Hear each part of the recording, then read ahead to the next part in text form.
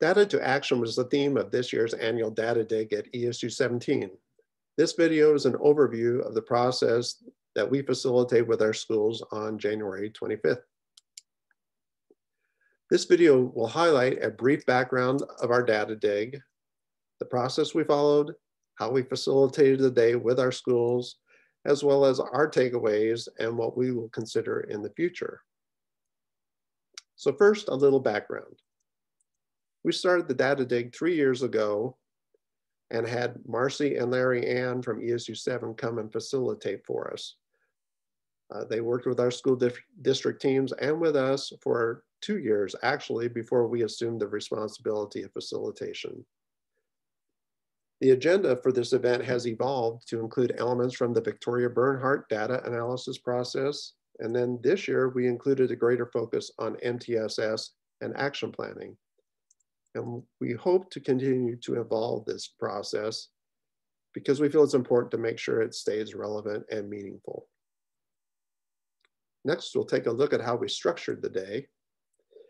The agenda included a FastGrid's Edge Climber presentation in the morning because since MTSS has been our collective need for the past 3 years, our primary need, we felt this would be important and relevant information for our schools to hear. We use Google Sites as the platform for each district to both view their data and for our staff to facilitate the activities that we had planned for the day. The navigation menu was set up so that our day would move from left to right. We began our work with reviewing and analyzing the data, which led to teams identifying their needs and establishing short-term and long-term priorities. Then we talked about agency support, making sure that our schools were aware of all the services that we provide and allowing them to identify the services that they felt best aligned with their educational priorities, and wrapping up the day with action plans. The Data tab included a wide variety of data for schools to review and analyze. It's actually the widest array of data that we've ever asked our schools to consider. Information that wasn't readily available on NEP or NEP Secure was provided by school district personnel. Holding the Data Dig in late January as opposed to the end of November allowed schools to consider both fall and winter map growth data. And one traditional source that we didn't include this year was NSCAS Summative, which actually provided for broader and richer conversations. We also asked teams to reflect on the impact that COVID-19 has had on different stakeholder groups, specifically students and teachers, to address any SEBL concerns in the district. As schools analyze their data, we use the Victoria Bernhardt process, including finding strengths, challenges, and implications in the data.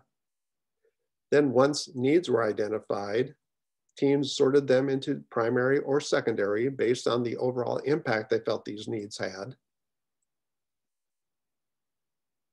Then the primary needs were divided into short-term and long-term, with the end target being one short-term goal that could be completed this year and one long-term goal that could be completed by the end of next year.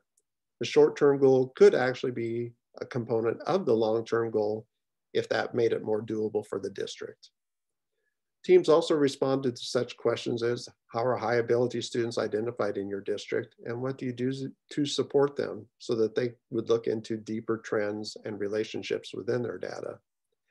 Then the team phrased their need in the form of an improve statement. For example, if absenteeism was an issue, they could simply say, improve attendance. As we got into the agenda, it became apparent that 45 minutes was not going to be sufficient for thoughtful analysis of the data, so the agenda was modified to accommodate this process. The next step was to look at ESU services. For those of you familiar with the simple dot activity, we replicated this through Google Sheets. Each district first identified all the services that they wanted, then just the specific services that aligned with their needs, and finally a round 3 in which each district spent $1,000 any way they wanted in order to reflect their priorities. If a new service was nominated, it was also added to the list for consideration. And then we shared all the results on a master sheet that automatically pulled the individual school districts' results into a combined place. One step we added this year was the creation of an action plan that addressed the priorities that they identified. This is something that we have not done in the past, and we thought it was important to do this in order to launch districts forward. This year looked a lot different because we didn't bring school teams together to the ESU. With the restrictions in place, we discovered our capacity to conduct activities remotely that we would never have considered previously. So instead of creating a PowerPoint for the day to facilitate, I used Google Sites and other online tools. We used a Zoom connection, breakout rooms, and I had facilitation notes on my phone, as well as to inform me when to stop sharing the screen and start sharing screen. All in all, it seemed to work pretty well. Here's where our 5 school districts are located in north central Nebraska. It's exactly 100 miles from Cody-Kilgore, our westernmost district, that's also in Mountain Time, to Rock County at Bassett. Geraldine, our administrator, drove from Bassett to Cody that morning to be the on-site facilitator at that district. She also made cinnamon rolls for every school district. And I can't say enough about this group. While I was facilitating from my office in Ainsworth, our administrator and my 4 other ESU colleagues each traveled to a school district to be the on-site facilitator with each district's team. This ESU team was also very instrumental in planning the design and flow of the day, as well as facilitating a tight yet flexible process. Finally, I'd like to share the feedback we received and some ideas that we have for the future. Participants were asked to complete an exit ticket consisting of 8 Likert scale clicks, and then a final comment on their day. While we had norms in place to address how team members would work collaboratively with each other, it was apparent that we should probably have spent more time on that, which we plan to do next year. And here are a few comments that we also received. Many responses indicated that they felt the day was worthwhile and that their teams made good progress. And in addition to the positives, we also received important insights to share with our team about future planning and making sure that there's enough time.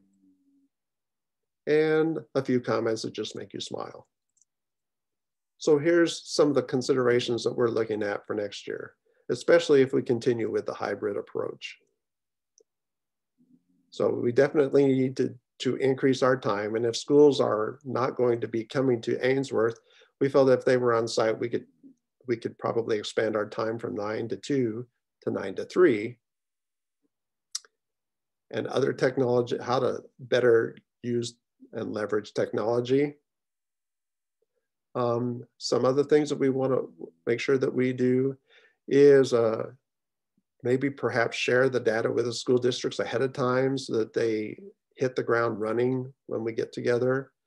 And one thing that I really want to do is ask school districts what data is important to you to make sure that we're not overlooking important pieces of data that schools value that we may have overlooked. I've got a bunch of links on this slide, and I believe Allie will either share this presentation with you or you'll have access to it so that you can go in and click on these particular links, which might be helpful. You can see the results of the voting rounds, which is especially probably the most interesting element on this, to see how our different services were prioritized to meet school district needs. And I just want to thank Allie for allowing me to share this information with you. I'm happy to share any other information or resources that we have or answer any questions if anyone has more. And thank you for this time. I hope it was helpful.